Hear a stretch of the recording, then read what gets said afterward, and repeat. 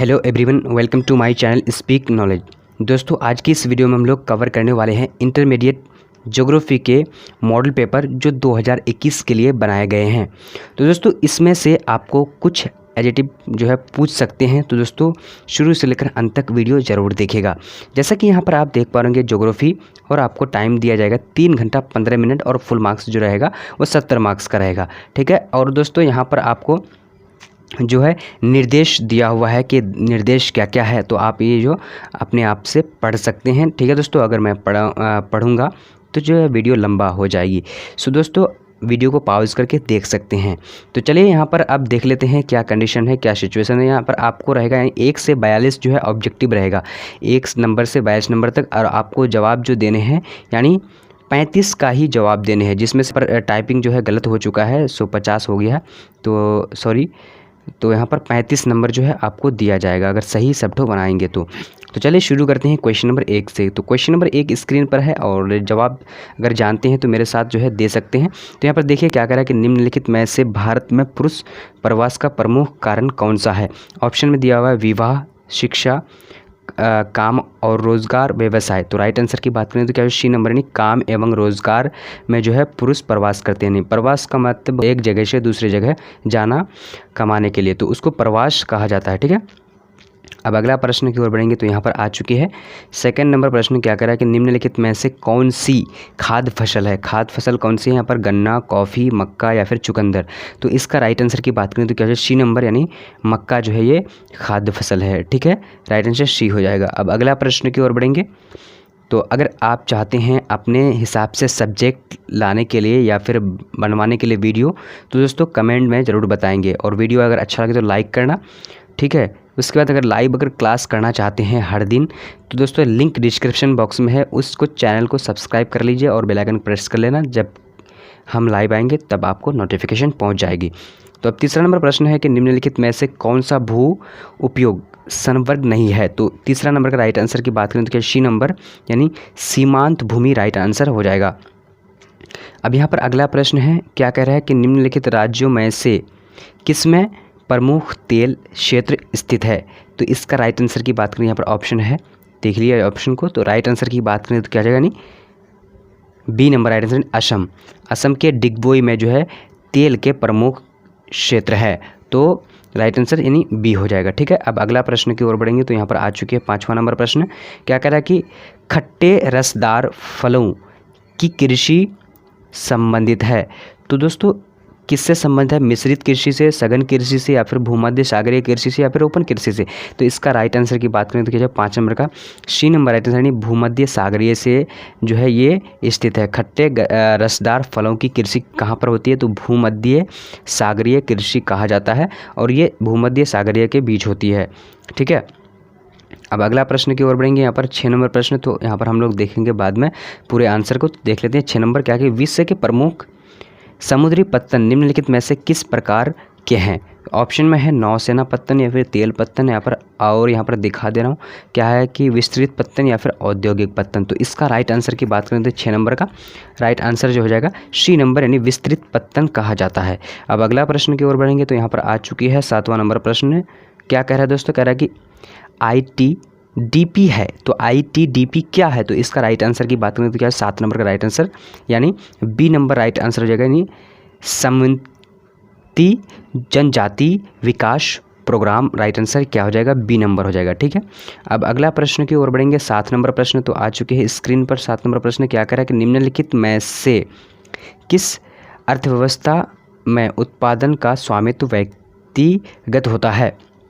तो दोस्तों इसका राइट आंसर यहाँ पर क्या हो जाएगा, समाजवादी है, पूंजीवादी, मिश्रित, इनमें से कोई नहीं। तो इसका राइट आंसर क्या हो जाएगा दोस्तों, 8 नंबर का राइट आंसर बी नंबर, यानी पूंजीवादी। ठीक है। अब अगला प्रश्न की ओर बढ़ेंगे तो अगला प्रश्न यहाँ पर आ चुकी है दोस्तों। क्या कह रहा है कि निम्नलिखित में से कौन सी रोपण फसल नहीं है। तो रोपण फसल कौन सी नहीं है, गेहूं जो है ये रोपण फसल नहीं है। ठीक है। तो यहाँ पर ये गलत हो जाएगा, यहाँ पर बी नंबर, गेहूं रोपण फसल नहीं है, इसको बोआ जाता है। अब अगला प्रश्न की ओर बढ़ेंगे तो यहाँ पर आ चुकी है क्वेश्चन नंबर 10। क्या है कि भिलाई किस वर्ग का है, भिलाई जो है किस वर्ग का है।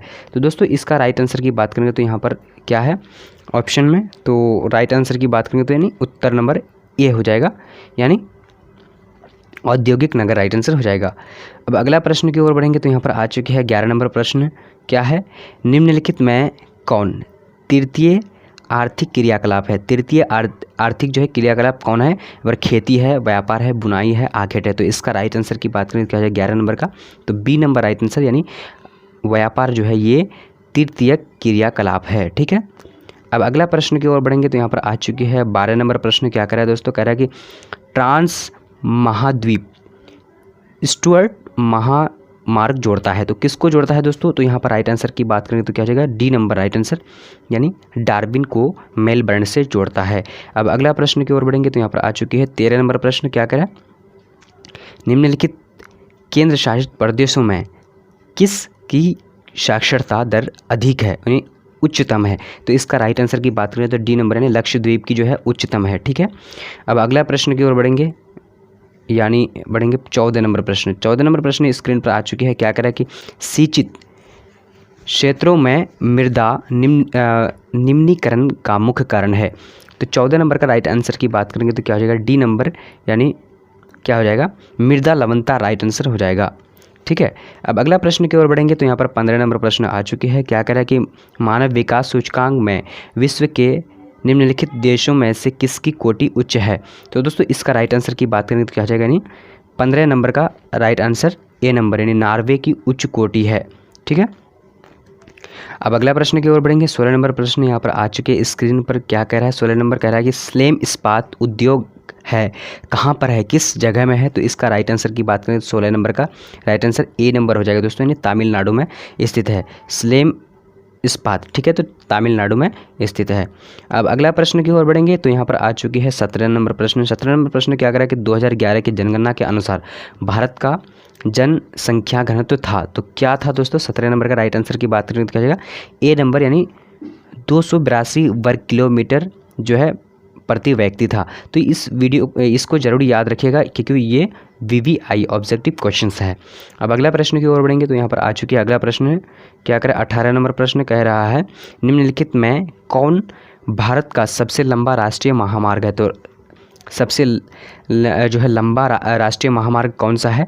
तो यहाँ पर देख लेते हैं लंबा रोड कौन सा है, तो यहाँ पर देख लेते हैं 18 नंबर का राइट आंसर डी नंबर, यानी इनमें से कोई नहीं राइट आंसर होगा। ठीक है, डी नंबर हो जाएगा 18 नंबर का। अब अगला प्रश्न की ओर बढ़ेंगे तो 19 नंबर प्रश्न स्क्रीन पर आ चुकी है और क्या कह रहा है कि निम्नलिखित में से सर्वाधिक प्रदूषित नदी कौन सी है? तो इसका राइट आंसर कौन सा होगा? 19 नंबर का डी नंबर राइट आंसर, यानी यमुना नदी जो है सर्वाधिक सबसे ज़्यादा गंदी नदी है, लेकिन फिर भी वहाँ जो है साफ़ करके उस पानी को पिया जाता है। ठीक है। अब यहाँ पर निम्नलिखित दक्षिण अमेरिका देशों में कौन ओपेक का सदस्य है? तो दोस्तों इसका राइट आंसर क्या हो जाएगा? 20 नंबर का राइट आंसर की बात करें तो डी नंबर, यानी Venezuela right answer D number हो जाएगा। अब अगला प्रश्न की ओर बढ़ेंगे तो यहाँ पर आ चुके हैं अगला प्रश्न। क्या कह रहा है कि निम्नलिखित रोगों में से कौन सा जलजन्य है? तो इसका राइट आंसर क्या हो जाएगा? 21 नंबर का राइट आंसर सी नंबर, यानी अतिसार राइट आंसर हो जाएगा। अब अगला प्रश्न की ओर बढ़ेंगे तो यहाँ पर आ चुकी है 22 नंबर प्रश्न। प्रश्न क्या कह रहा है कि पनामा नहर जोड़ती है, तो पनामा नहर जो है किसको जोड़ती है? तो 22 नंबर का राइट आंसर की बात करें तो क्या जाएगा? यानी सी नंबर हो जाएगा, प्रशांत महासागर को अटलांटिक महासागर से जोड़ता है। अब क्वेश्चन नंबर यहाँ पर अगला प्रश्न को देखेंगे तो अगला प्रश्न यहाँ पर आ चुकी है निम्नलिखित राज्यों में किसका 0 से 6 आयु वर्ग में लिंग अनुपात निम्नतम है? तो दोस्तों इसका राइट आंसर क्या होगा? 23 नंबर का राइट आंसर, तो 23 नंबर का सी नंबर हो जाएगा, यानी पंजाब का जो है निम्नतम लिंग अनुपात है। अब अगला प्रश्न की ओर बढ़ेंगे तो यहाँ पर आ चुकी है क्या करेंगे? सहकारी कृषि अधिक सफल रही किस देश में? तो इसका राइट आंसर की बात करें 24 नंबर का बी नंबर, यानी डेनमार्क में सफल रही है। अब अगला प्रश्न की ओर बढ़ेंगे तो 25 नंबर स्क्रीन पर आ चुकी है। क्या करेंगे? निम्नलिखित में से कौन सा उद्योग दूसरे उद्योग के लिए कच्चा माल तैयार करता है? तो दोस्तों यहाँ पर कौन सा राइट आंसर होगा? तो राइट आंसर की बात करेंगे तो यहाँ पर 25 नंबर का राइट आंसर हो जाएगा ए नंबर, यानी आधारभूत उद्योग राइट आंसर हो जाएगा। अब अगला प्रश्न की ओर बढ़ेंगे तो यहाँ पर 26 नंबर प्रश्न आ चुके हैं निम्नलिखित में से कौन सा क्षेत्र सघन जनसंख्या वाला है? तो 26 नंबर का राइट आंसर क्या हो जाएगा? ए नंबर, यानी दक्षिण पूर्वी एशिया राइट आंसर हो जाएगा। अब अगला प्रश्न की ओर बढ़ेंगे तो यहाँ पर आ चुकी है क्या कह रहा है? डॉक्टर महबूबुल हक मूल निवासी थे। तो कहाँ के निवासी थे?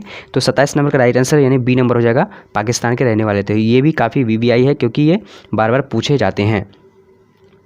अब अगला प्रश्न की ओर बढ़ेंगे।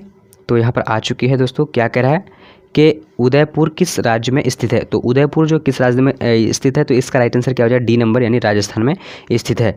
अब अगला प्रश्न की ओर बढ़ेंगे। तो आ चुकी है 29 नंबर प्रश्न। इसके बाद जो है हम लोग और 6 क्वेश्चन को कवर करेंगे। यूरोपीय वासियों द्वारा अपने उपनिवेशों में किस प्रकार की कृषि का विकास किया गया है? तो इसका राइट आंसर की बात करें तो 29 नंबर का राइट आंसर यानी बी नंबर हो जाएगा, रोपण कृषि राइट आंसर हो जाएगा। अगला प्रश्न दोस्तों है 30 नंबर। क्या कह रहा है कि दो देशों के मध्य व्यापार कहलाता है? दो देशों के मध्य व्यापार क्या कहलाता है? तो 30 नंबर का राइट आंसर डी नंबर हो जाएगा, यानी अंतर्राष्ट्रीय व्यापार कहलाता है। अब अगला प्रश्न यहाँ पर क्या कह रहा है कि जनसंख्या वृद्धि दर सर्वाधिक है। तो कहाँ पर है? तो राइट आंसर की बात करें तो क्या जाएगा? ए नंबर यानी अफ्रीका में जनसंख्या वृद्धि दर बहुत ज़्यादा है। अब अगला प्रश्न की ओर बढ़ेंगे। तो यहाँ पर आ चुकी है 32 नंबर प्रश्न। क्या कह रहा है कि निम्नलिखित में से कौन सा नगर नदी के तट पर स्थित है? तो इसका राइट आंसर की बात करेंगे तो क्या हो जाएगा दोस्तों? तो 32 नंबर का राइट आंसर की बात करें तो क्या है? बी नंबर यानी कोलकाता राइट आंसर हो जाएगा। ठीक है, अब अगला प्रश्न की ओर बढ़ेंगे। तो यहाँ पर आ चुके हैं 33 नंबर प्रश्न। क्या कह रहा है कि जनगणना 2011 की जनगणना के अनुसार भारत के किस राज्य में नगरीय जनसंख्या का प्रतिशत सर्वाधिक था? तो इसका राइट आंसर की बात करें तो क्या हो जाएगा? 33 नंबर का बी नंबर यानी Goa right answer B number हो जाएगा। अब अगला प्रश्न की ओर बढ़ेंगे। तो यहाँ पर आ चुकी है अगला प्रश्न। क्या करें? निम्नलिखित में से कौन औद्योगिक अवस्थापना का प्रमुख कारक नहीं है? तो 34 नंबर का राइट आंसर क्या हो जाएगा दोस्तों? तो बी नंबर राइट आंसर यानी पूंजी राइट आंसर हो जाएगा। अब अगला प्रश्न की ओर बढ़ेंगे। अंतिम प्रश्न है। क्या कह रहा है कि किसी झील के चारों ओर बसा अधिवास किस प्रतिरूप में आएगा? तो दोस्तों इसका राइट आंसर 35 नंबर का सी नंबर हो जाएगा, यानी विरेताकार राइट आंसर हो जाएगा। तो आज का वीडियो जो है आप लोग कैसा लगा? और दोस्तों अपने यानी जो भी सब्जेक्ट है आपका, तो आप कमेंट करके हमें बताइए, क्योंकि उसी सब्जेक्ट का वीडियो हम लेकर आएंगे। और आज का वीडियो हम लोग इतना ही तक। तब तक के लिए जय हिंद, मिलते हैं अगले वीडियो पर।